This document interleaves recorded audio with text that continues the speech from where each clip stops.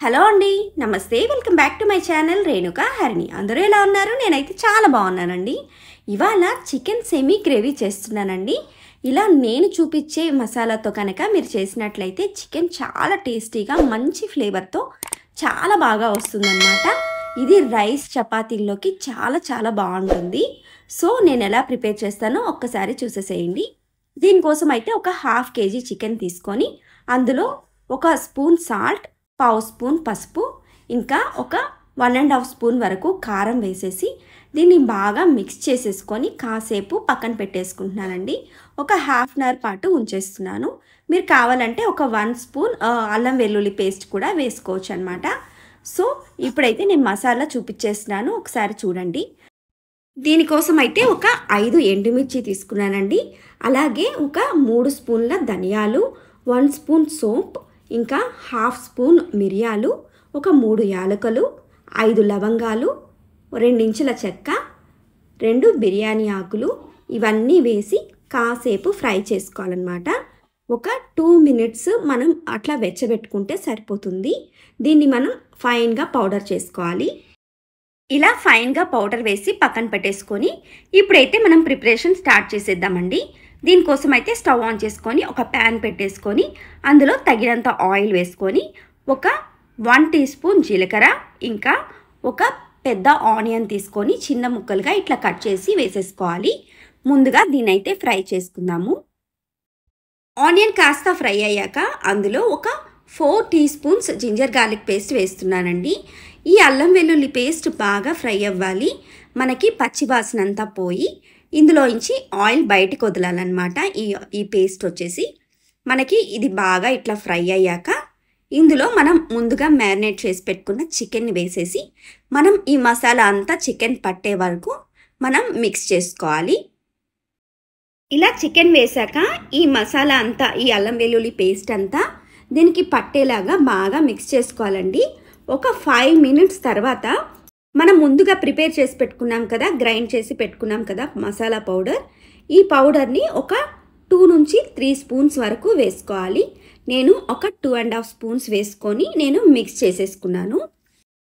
ఈ మసాలా అంతా ముక్కలకి బాగా పట్టేలాగా మిక్స్ చేసుకోవాలండి.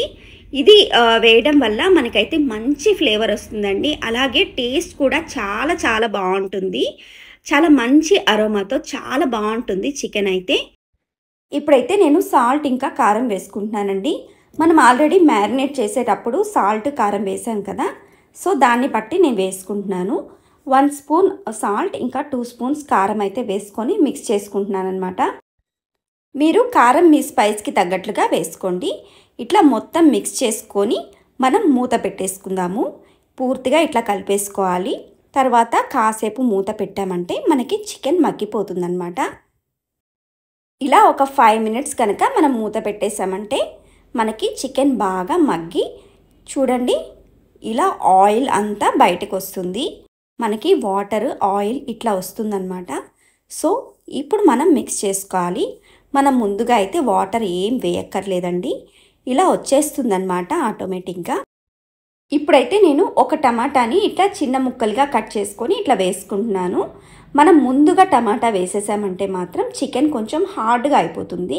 సో అందుకని నేను ఈ టైంలో వేస్తున్నాను అనమాట. కొంచెం ఒక 50% కుక్ అయ్యాక ఇట్లా వేస్తూ ఉన్నాను.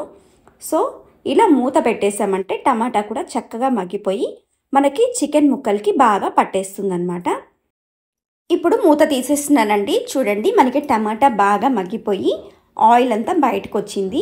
ఇప్పుడు నేను 1.5 కప్పు వరకు వాటర్ వేసేసి మూత పెట్టేసుకొని ఒక 2 మినిట్స్ పాటు హై ఫ్లేమ్లో కుక్ చేసుకోండి. అలాగే తర్వాత దాన్ని మీడియం ఫ్లేమ్లోకి తీసుకొచ్చి ఒక 3 to 4 మినిట్స్ మనం కుక్ చేసుకున్నామంటే మనకి చికెన్ మంచిగా కుక్ అవుతుంది. అలాగే గ్రేవీ కూడా చాలా టేస్టీగా వస్తుందన్నమాట. సో చూడండి మనకి చికెన్ అయితే ఇప్పుడు ఎలా ఉందో, కలర్ కూడా చూడండి ఎంత బాగా వచ్చిందో. సో ఇప్పుడైతే నేను లాస్ట్గా కొత్తిమీర తరుగు కూడా వేసుకొని ఒక్కసారి మిక్స్ చేసేసుకొని స్టవ్ ఆఫ్ చేసేసుకుంటున్నానండి. మనకైతే కర్రీ ప్రిపేర్ అయిపోయింది. ఇలా మూత పెట్టేసి ఒక 5 మినిట్స్ వదిలేసి తర్వాత సర్వ్ చేసుకున్నామంటే మనకి చాలా టేస్టీగా అనిపిస్తుంది అనమాట. సో చూసారు కదా ఎంత బాగా వచ్చిందో మనకి ఈ మసాలా యూస్ చేయడం వల్ల మంచి ఫ్లేవర్ కూడా వస్తుందండి. సో చూశారు కదా ఈ వీడియో. మరి ఈ రెసిపీ కనుక మీకు నచ్చినట్లయితే లైక్ చేయండి, షేర్ చేయండి, కామెంట్ చేయండి. అలాగే కొత్తగా చూసిన వాళ్ళు ఎవరైనా ఉంటే ప్లీజ్ సబ్స్క్రైబ్ చేసుకోండి. Thank you so much.